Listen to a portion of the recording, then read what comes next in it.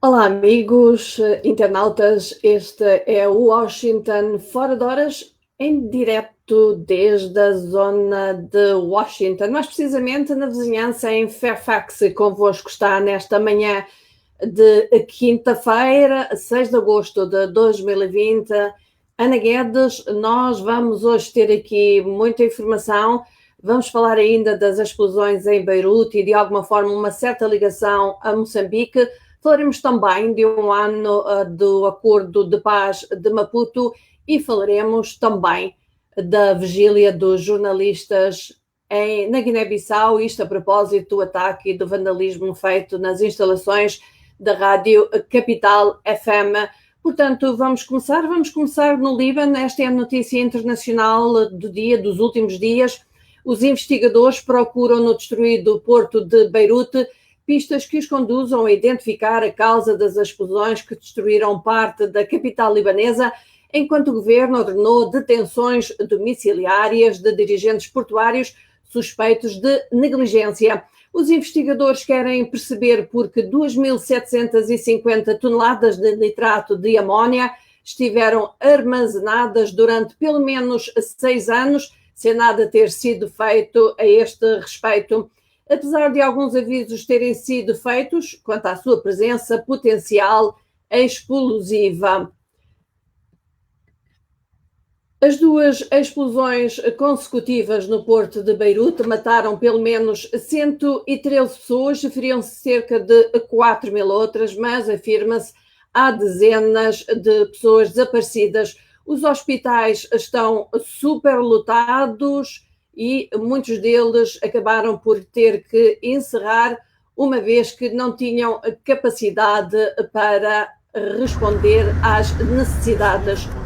Há edifícios destruídos e com estragos ao longo de quilómetros da cidade, e o governador da capital, Beirute, disse hoje que centenas de milhares de pessoas poderiam não ter possibilidade de regressar às suas casas nos próximos 2 ou 3 meses.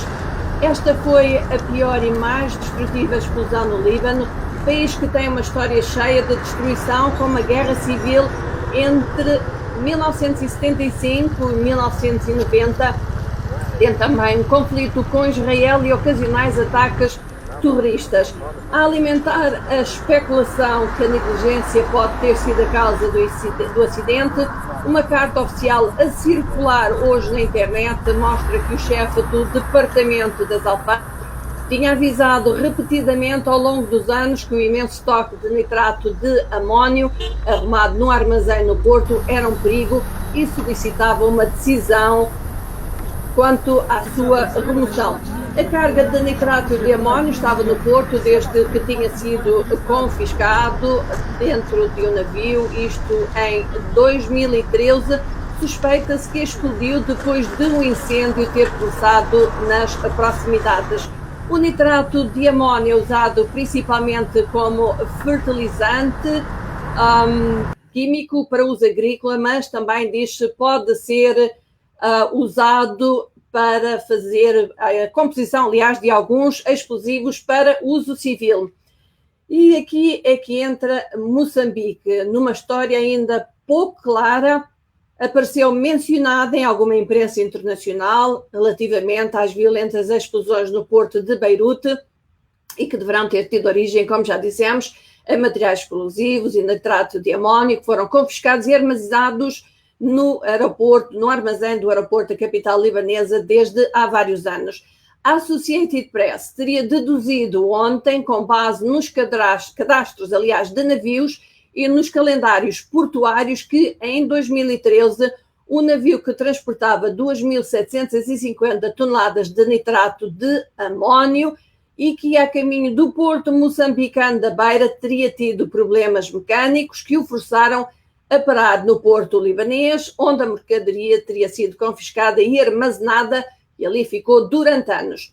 Em 2015, ainda segundo a Associated Press, no artigo em revista da especialidade, lia-se que o tal navio ia em direção à Beira, problemas mecânicos forçaram-no a atracar, tendo as autoridades confiscado então a mercadoria, o nitrato de amónio, que foi armazenado no porto e assim esquecido. Ora, teria sido este nitrato de amónio, aliás, que explodiu na terça-feira.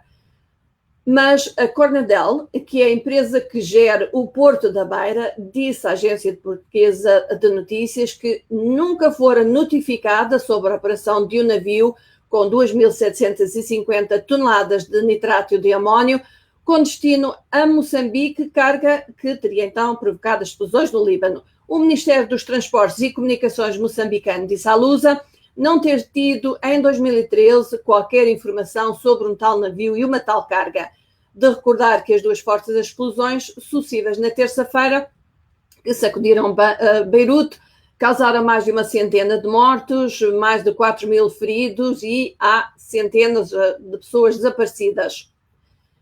Vamos agora até à Guiné-Bissau, isto porque os jornalistas fazem hoje vigília e avançam com um dia de silêncio em protesto.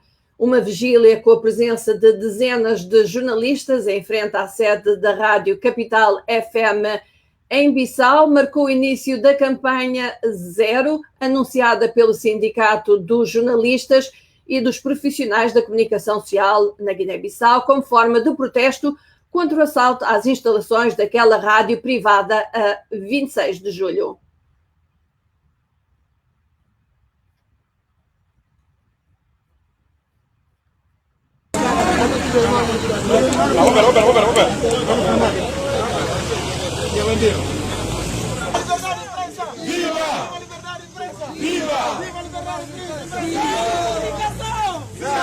Zero comunicação! Zero comunicação! Zero comunicação! Queremos a justiça! Queremos a justiça! Nomes de justiça! Nomes de justiça! Nomes de justiça! É necessário encontrar os responsáveis deste ato consideramos vítimas. Portanto, hoje reduzimos uma carta aberta aos titulares de ordem de soberania.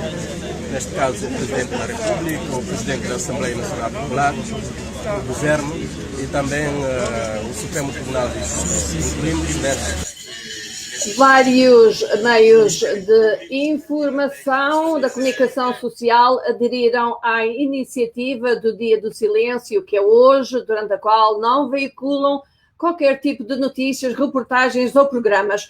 Com a Zero Comunicação, pretendemos mostrar que o setor da comunicação social é vital para o desenvolvimento do país e pedimos para que se mantenham em silêncio durante o dia de hoje para mostrarmos o nosso desagrado com o que está a passar no setor, afirmou o secretário-geral do sindicato, Diamantino Domingos Lopes. A vigília, segundo ele, visa protestar contra os acontecimentos na rádio, uma grave violação da liberdade de expressão e com ela o sindicato pretende também pressionar as autoridades competentes na matéria para agir no sentido de traduzir à justiça ou levar à justiça os responsáveis. As instalações da Rádio Capital FM, uma estação privada com sede em Bissau e que é uma das parceiras da Voz da América na Guiné-Bissau, foi assaltada na madrugada do dia 26 de julho por homens armados não identificados que trajavam uniformes da Guarda Nacional e que destruíram equipamentos e deixaram praticamente em ruína os estúdios e as instalações da rádio. O ataque foi condenado por vários setores, desde o presidente ao governo, à oposição, o sindicato, a ordem de jornalistas, organizações não governamentais, o Comitê de Proteção dos Jornalistas e pelo P5, o grupo integrado pela CDAO, africana, a Comunidade dos Países de Língua Portuguesa, União Europeia e também as Nações Unidas. Este é um tópico que nós vamos ter também na nossa emissão de rádio, portanto, não se esqueça, depois do Washington Fora de Horas, a Voz da América volta ao seu contacto através da emissão de rádio. Vamos até Angola, onde 4 cidadãos angolanos detidos ontem por tentarem organizar uma manifestação na província do Bengo vão a julgamento sumário nesta quinta-feira no Tribunal do Bengo, acusados de desobediência à autoridade. Entre os detidos estão o músico e ativista Jaime Domingos, mais conhecido por Jaime MC, que foi atropelado por uma viatura da Polícia Nacional no momento dos protestos. A polícia acusa os manifestantes de colocarem em causa a segurança pública e a ordem pública por alegadamente desobedecerem e resistirem à ordem de dispersão. Os manifestantes exigiam a exoneração da governadora Mária Quiosa por não dar água potável em tempo de pandemia, uma vez que a empresa de águas do Bengo encontra-se paralisada por falta de pagamento de salários há mais de 7 meses. A Voz da América contactou a governadora Mária Quiosa, mas sem sucesso até este momento. Este também é um tema que vamos ter na nossa emissão de rádio. Em Angola, ainda mais de 1 tonelada de droga do tipo cannabis sativa, vulgo liamba, foi apreendida no passado mês de julho no município do Quiaba Nzoji, interior da província angolana de Malange, pelo Comando Municipal da Polícia Nacional. A droga, que estava a ser transportada num caminhão para ser comercializada em Luanda, encontrava-se dissimulada em sacos de bombom de 25 quilos. É a maior apreensão de droga na província desde 2020. O comandante municipal da Polícia Nacional do Quiaba Nzoji, subinspetor André Manuel, afirmou que foi possível interceptar a viatura a partir de uma denúncia de moradoras. Ainda em Angola, barão da droga queixa-se de maus tratos na cadeia. Valdir Carlos, considerado um barão da droga pelo Serviço de Investigação Criminal, a SIC, queixa-se estar a ser alvo de maus tratos na cadeia de Viana, onde se encontra em prisão preventiva desde finais de 2019. Por excesso de prisão preventiva, o conhecido barão da droga foi solto recentemente com medidas restritivas e termo de identidade e residência que lhe foi aplicado pelo Ministério Público, tendo 15 dias depois, por ordem do Ministério Público, sido detido alegadamente por ser um indivíduo nocivo à sociedade e considerado altamente perigoso. De regresso à cadeia de Viana, foi colocado na solitária, onde permaneceu 20 dias e queixou-se ter ali sofrido maus tratos, segundo o Jornal de Angola. O advogado de defesa José Carlos, que considera anormal o que está a acontecer dentro daquele estabelecimento prisional. Vamos então agora falar de Moçambique, onde se assinala hoje o primeiro aniversário, um ano, de mais um acordo de paz definitiva, o Acordo de Maputo. Isto assinala-se hoje, assim, então, a passagem do primeiro aniversário da assinatura do Acordo de Paz definitivo entre o Governo e a RENAMO dos compromissos selados através do acordo na Praça da Paz, que foi selado, assinado na Praça da Paz, já a passos visíveis, mas o processo ainda não terminou. A assinatura do Acordo de Paz definitiva no país, depois de um longo processo de diálogo entre o Governo e a RENAMO, resultou de negociações que começaram num clima de maior tensão política e militar, com idas e vindas, tendo terminado com entendimentos selados na Praça de Paz, na cidade de Maputo. Numa mensagem alusiva à data, o presidente felicitou a RENAMO pelo acontecimento e recordou o caminho que o processo seguiu. Niúcia disse que prevalecem desafios, salientando serão também ultrapassados. A Embaixada dos Estados Unidos em Maputo disse em comunicado que o Acordo de Paz e o Acordo de Cessar-Fogo Permanente continuam a manter o compromisso de uma nova era livre de conflitos em Moçambique. A Embaixada diz que os Estados Unidos continuam a apoiar o processo de paz através do quadro do Grupo de Contacto Internacional e que a paz e a estabilidade são pré-requisitos para a construção de uma democracia forte e vibrante. Na nossa emissão de rádio, a partir das 18 horas de Angola, 19 Moçambique, 17 em São Tomé e Guiné-Bissau e 16 horas em Cabo Verde, teremos detalhes e comentários sobre este primeiro ano do Acordo de Paz de Maputo. Ainda em Moçambique, em menos de 2 semanas, mais um mineiro morreu em consequência do desabamento de uma mina artesanal no distrito de Montepuez, província de Cabo Delgado. O primeiro incidente ocorreu no passado 27 de julho, a segunda tragédia aconteceu na madrugada de terça-feira e foi causada pelo desabamento de uma mina ilegal que estava em processo de escavação dentro da concessão mineira da MRM por 4 mineiros em situação ilegal. A informação aponta que a mina desabou em condições climáticas normais e que o mineiro ficou preso no subsolo. Em Cabo Verde, tal como o MPD no poder fez há cerca de um mês, o PAICV, que é o principal partido da oposição no arquipélago, apresentou os candidatos à presidência das 22 câmaras municipais do país para as 8ª eleições autárquicas que terão lugar a 25 de outubro. E tal como o MPD, o PRCV não apresentou uma única mulher candidata, ao contrário da lei que estipula o mínimo de 40% de mulheres nas listas dos partidos nos atos eleitorais. O facto tem sido muito criticado por vários setores, principalmente pelo Instituto Cabo-Verdiano de Igualdade do Género.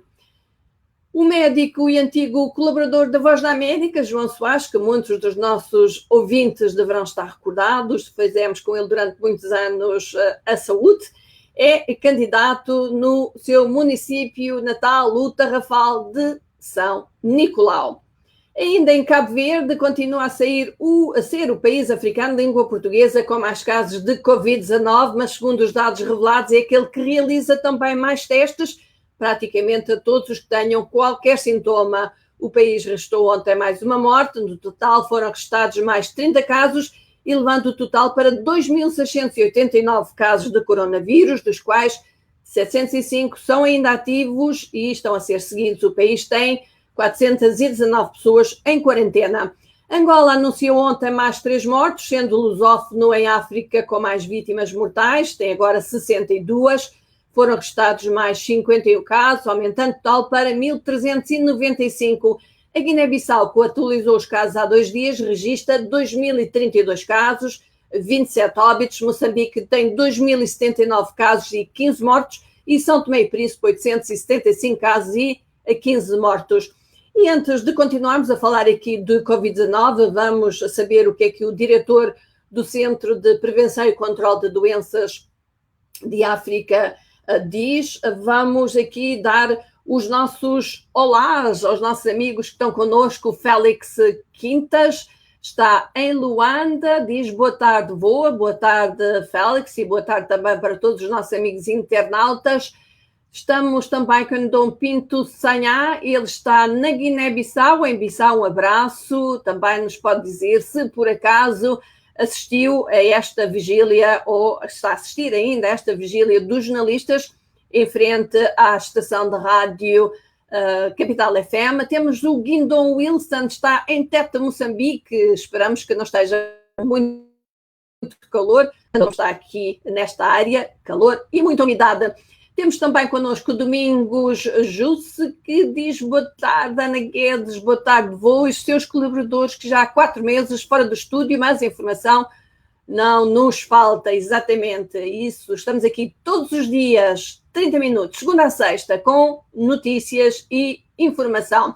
Não esqueçam também, se tiver a acontecer alguma coisa no lugar onde vivem, enviem-nos essa informação. Se tiverem algum vídeo, partilhem connosco, porque nós somos, por assim dizer, a ponte de ligação em todos os países lusófonos de África, também o Brasil e também Timor-Leste. É preciso não esquecer Timor-Leste, onde se ainda fala português. Temos também connosco o Rogério Lavagem Cerebral, que tende, diz boa noite, ouvinte de Tóquio. Aquele abraço. Olá, Rogério, aquele abraço também para si e para todos os nossos amigos internautas. Vamos então continuar aqui com notícias da Covid-19. Porque o diretor do Centro para a Prevenção e Controle de Doenças da União Africana, o África CDC, John Kasgasong, disse hoje que ainda existe uma janela de oportunidade para vencer a pandemia. A África se aproxima agora de 1 milhão de casos no continente, mas onde a maioria dos países registra menos de 5 mil casos, isto segundo este responsável do África CDC.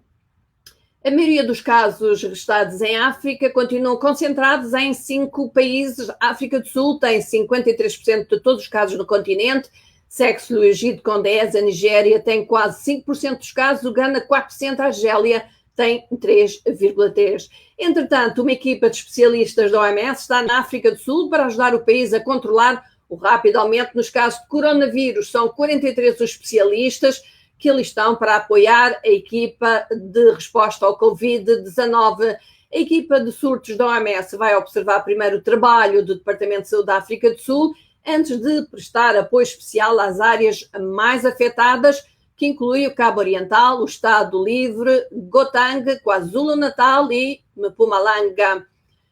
Aqui nos Estados Unidos, notícias que não têm a ver com Covid. Aqui nos Estados Unidos fala-se de eleições, não se esqueça, eleições são dia 3 de novembro e o Covid está a ter grande impacto na campanha eleitoral. E a poucos meses da eleição presidencial, um relatório especial do governo diz que a Rússia continua a ser uma ameaça principal, usa canais e plataformas de comunicação oficiais, proxy e não atribuídos, para criar e ampliar narrativas falsas com o objetivo de minar os valores democráticos e enfraquecer a credibilidade internacional dos Estados Unidos e dos seus aliados.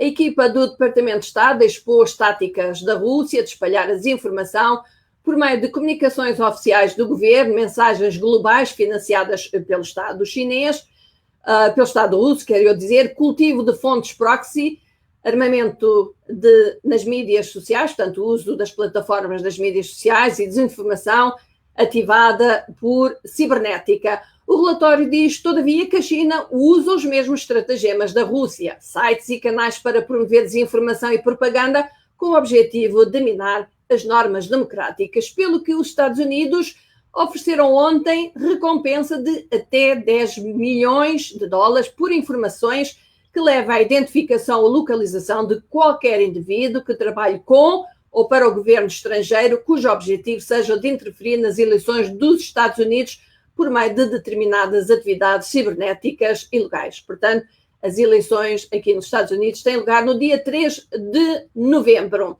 Entretanto, o presidente americano Donald Trump diz que provavelmente poderá fazer o discurso de aceitação da candidatura republicana às eleições de 3 de novembro na Casa Branca, embora não tenha feito uma decisão definitiva.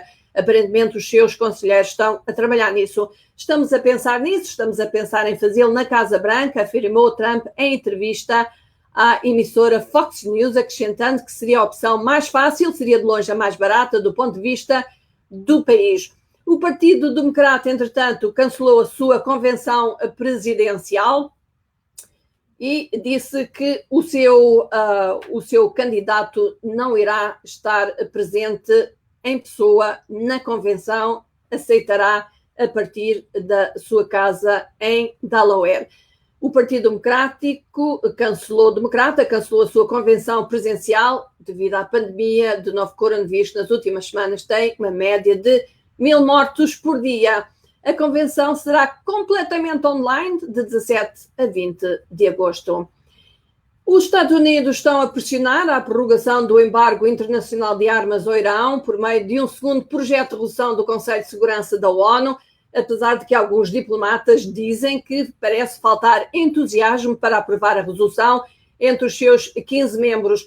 A resolução elaborada pelos Estados Unidos precisa de pelo menos 9 votos a favor para forçar a Rússia e a China a usarem os seus vetos, o que Moscovo e Pequim disseram que farão.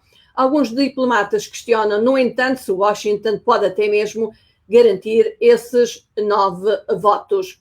O inspetor-geral do Departamento de Estado dos Estados Unidos, que investigava alegações contra o secretário de Estado, ou acusações contra o secretário de Estado Mike Pompeo, demitiu-se abruptamente apenas alguns meses depois do seu antecessor ter sido demitido. Stephen Ackord, assessor de longa data do vice-presidente Mike Pence, e sua escolha em maio, fora vista por muitos como uma maneira de manter uma figura amável naquele cargo.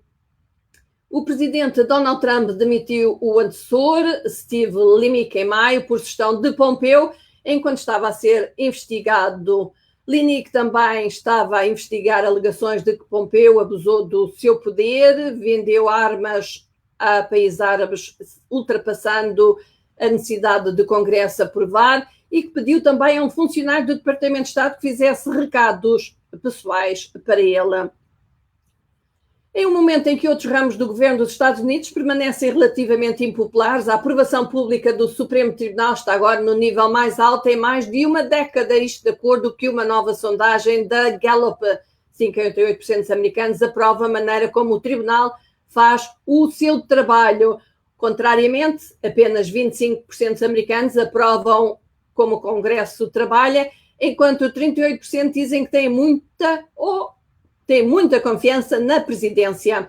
O Supremo Tribunal está dividido entre 5 juízes conservadores, nomeados por presidentes republicanos, e 4 liberais, nomeados pelos presidentes democratas, uma divisão ideológica que favorece neste momento a ala conservadora e favorece desde 1970. Embora algumas decisões sejam 5-4, portanto 5 conservadores contra os 4 liberais, sobre questões politicamente carregadas, que recebem mais atenção do público, um grande número de decisões são tomadas por unanimidade.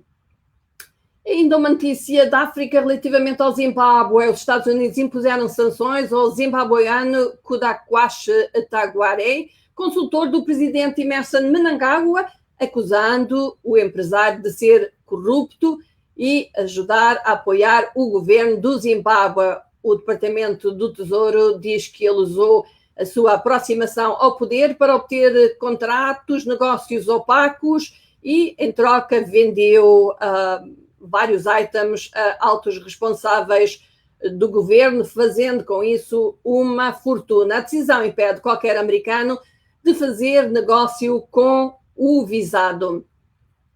Estamos quase a aproximar-nos do fim, mas eu gostaria ainda de vos recordar que nós estamos aqui todos os dias durante 30 minutos de segunda a sexta e não despedimos sem ter aqui um pouco do que passa pelas rádios, pelas plataformas, quero dizer, sociais. O Twitter lembra-nos que hoje marca o 75º aniversário desde o ataque a Hiroshima, no Japão, o primeiro ataque com bomba atómica no mundo. As autoridades japonesas fizeram uma cerimónia com orações e flores para marcar os 75 anos deste evento. A bomba foi lançada pelos Estados Unidos a 6 de agosto de 1945, durante a Segunda Guerra Mundial, e matou cerca de 140 mil pessoas. 3 dias depois, outra bomba seria lançada sobre Nagasaki e 2 semanas depois o Japão rendeu-se, acabando a Segunda Guerra Mundial. No Facebook, o post mais popular pertence à Unicef. Que bom. Que iniciou uma campanha de ajuda para o Líbano. Ora, aqui está a questão das explosões no Líbano. Na publicação lê-se: a brutal explosão em Beirute contribuiu para uma crise já terrível para as famílias no Líbano. A Covid-19 deixou os hospitais sobrecarregados e os funcionários da linha da frente estão exaustos. Ajuda a Unicef a aumentar a sua resposta para crianças, doando hoje.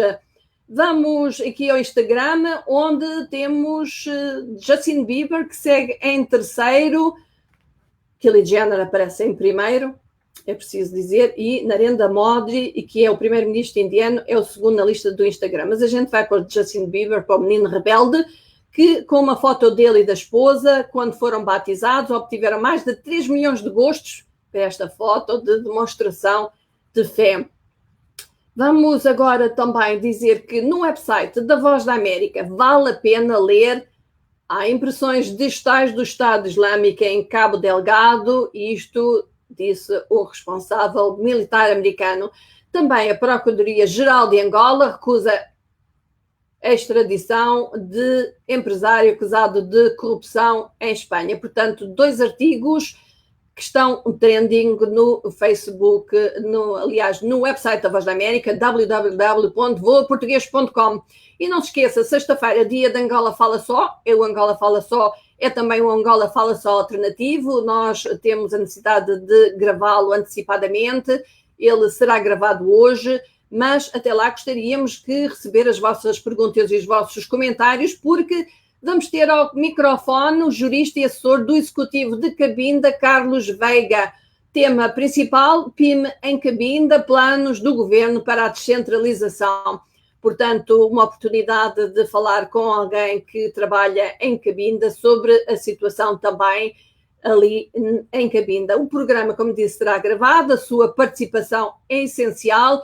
Envie as perguntas ou comentários para o WhatsApp da Voz da América, mais 908-652-4584, ou, se o preferir, poderá fazê-lo via Facebook.